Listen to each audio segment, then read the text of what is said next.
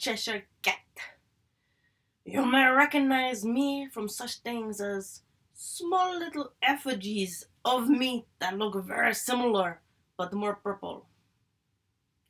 You know, I have to admit, I am not so inspired today. Perhaps it is the effects of a whole year of pandemic.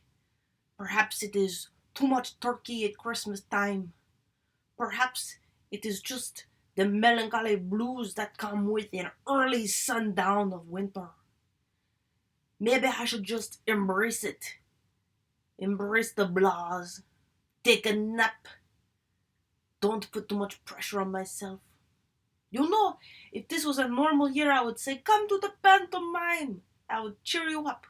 I would hear my theme song. The theme song. I can hear it playing in my mind now. Oh, yes. When that theme song plays, I say, oh, hello. I'm the Cheshire Cat. But they already said that. And there's no pantomime. There is a theme song in my mind. That is it. Oh! Lounging around, uninspired. This does not happen to the Cheshire Cat often. But sometimes you need pats. You need little scratches under one ear. You need belly rubs. Things that you cannot do for yourself. Was that? I heard a sound. Oh, perhaps it is a present. Yes, a present. Wonderful. Nothing cheers you up like gifts. Magical post-Christmas gifts. Well, 5 golden rings. The present givers have a sense of humor, huh? When you look at that, I feel better already. I guess gifts is my love language after all. Now, I am ready to do a show.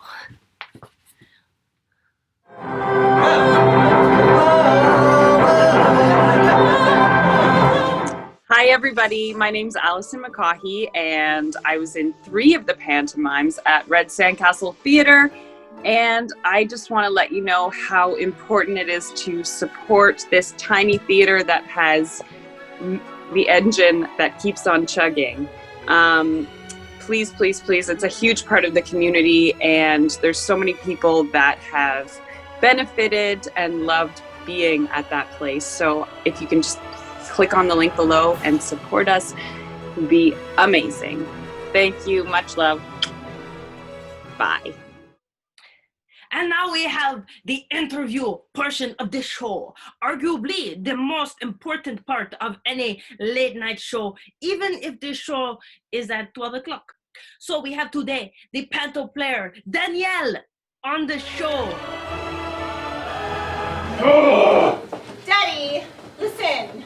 I really like being rich and beautiful, and I especially like being followed around by these 2 ladies in waiting. But I'm starting to think you're an old cat lady, except for mean and a man. Oh, hello. Oh, hello, Cheshire. How are you? I am wonderful, and don't you look very festive? Thank you. Celebrating all of the Christmas tree spectacular because we don't get to do it with you. Well, that is the point of the show. Yeah. To do it now, like this. Safe practices of video chat. Very far away, but close. All year long, not just at Christmas, all year long. Last year was your first pantomime, was it not? First pantomime with the Cheshire Cat, yes. Yes. And who did you play in the pantomime? The princess. That's my daughter! Gotta have it, diamond rings and fanny sports bras. Riding down the hill. Riding sports car! Hey! Fancy. Tell me, what was your favorite thing about playing the princess? The princess has the beautiful ogre crown and the leopard dress. And she gets to stand very, very close and sing songs with the prince, who's very cute.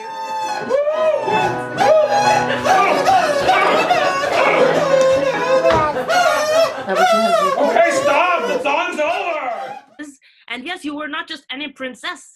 The ogre Princess. Very important detail. Not all princesses are ogres. Only special ones that have a lot of lessons to learn. Argus! Doctor Who. Whom? Okay, Doctor Whom. Yeah. What? No, that's his nurse. Well, there's nothing like a panto for learning lessons. And when you're getting into your character of the ogre princess, any particular ritual that you have? We would start off by singing a fun little song, getting very pretty, and I got to wear fancy, fancy boots, and I got to carry special things in my princess purse. So it is all the accessories and accoutrements that let you feel more princess-like. Very fancy. Did you have a favorite song to sing in the show? I did. I got to sing Into the Unknown.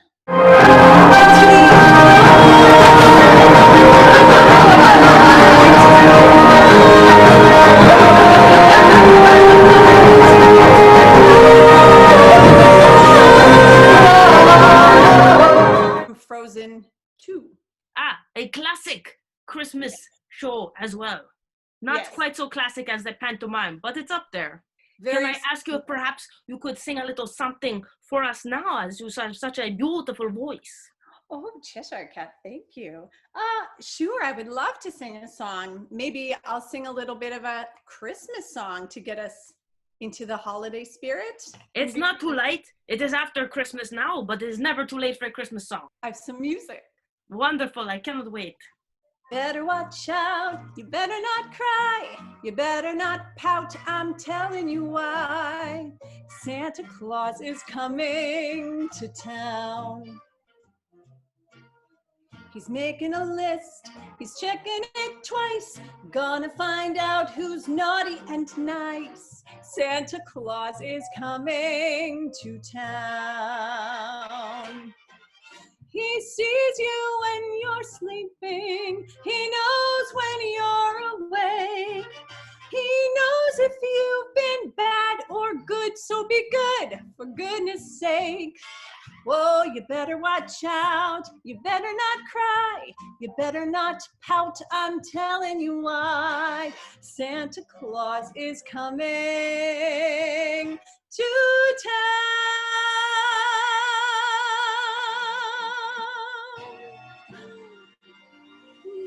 Beautiful. The notes, they just flew around like little crystal balls. Float around like little crystal balls. Yes, I heard that about you. So if a small child wanted to grow up and be an ogre princess, would you have any words of advice? Always follow your heart and try to be nice and save all of the animals, because animals are very important and they need all the love too. The most important, especially when the animal in question is a cat. That's the best animal. 2021 is the fresh year. What is your resolution? Maybe do more pantomimes with the Cheshire Cat. So many more. So many more. And maybe, hopefully, soon to maybe give people all of the hugs. Yes, it's interesting how our goals now are very small year to year. Last year it was take over the world. And this year it is, let's have some hugs. Let's have some hugs. Yes, a very noble quest, to be sure. Well, thank you so much for being on the show. Let us do our famous pantomime handshake. Let us put our paws in. Go Panto! Thank you so much. My daddy is a mystery man. He's called the Hidden Saw. For he's a master criminal who can't defy the law. He's the bafflement of C6 and the OPP's despair. For when they reach the scene of crime, my daddy's not there. And now it is time for the news. Pantomime player, action news anchor guy. I've got some stuff here, but I'm probably going to get interrupted by some, we've got some breaking news! Taking you to the breaking news!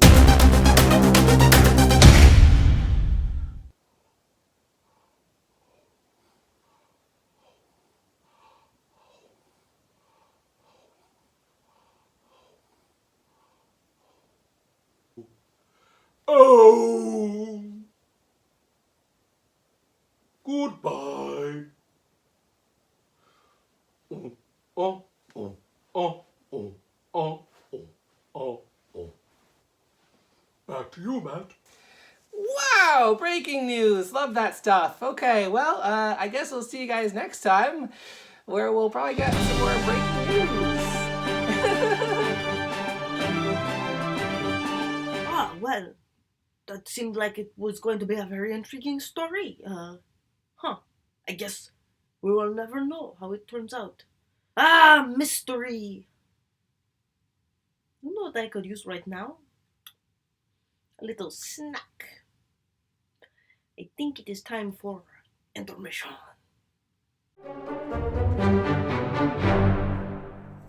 Welcome to Pandemic Panto Intermission Treats. Sometimes you get a little bit thirsty during a show, so today we're making Christmas punch. Look at the beautiful deep red of this Christmas punch. Very festive. We've got cranberries and cherries in there to just add to the rich red coloring. Think Santa's coat or holly berries. Now we add the Christmas touch. Vanilla ice cream makes the snow. Scoop some snowballs, place it into your Christmas punch.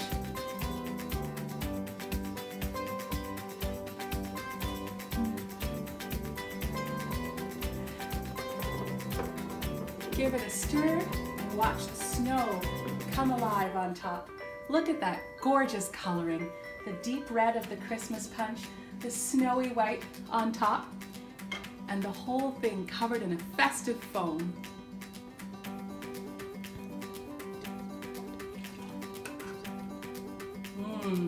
So festive. Bon appetit.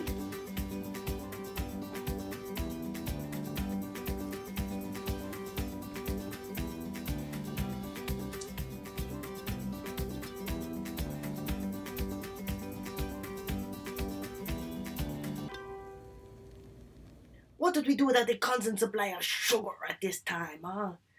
Sugar gets you up and going. Much like tuna. Or a nice lobster bisque.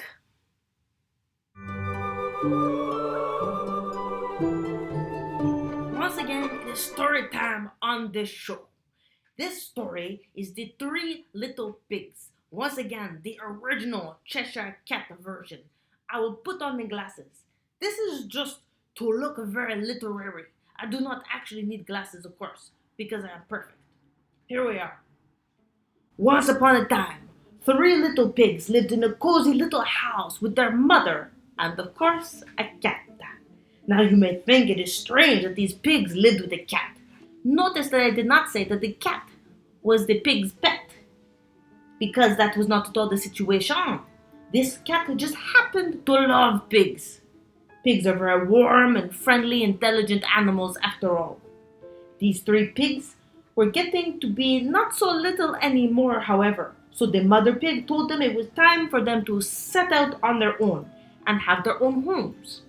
She gave each of them an equal portion of money they had earned working for the family bakery, making cake pops, birthday cakes, and other tasty treats. My dear sons, use your money wisely. Use it to build a nice, safe, cozy home. Then set up your own locations of our own popular bakery, and we can become a lucrative multinational corporation. The little pigs assured their mother they would do their best. But for their safety, the mother pig sent the cat to oversee the planning and the building.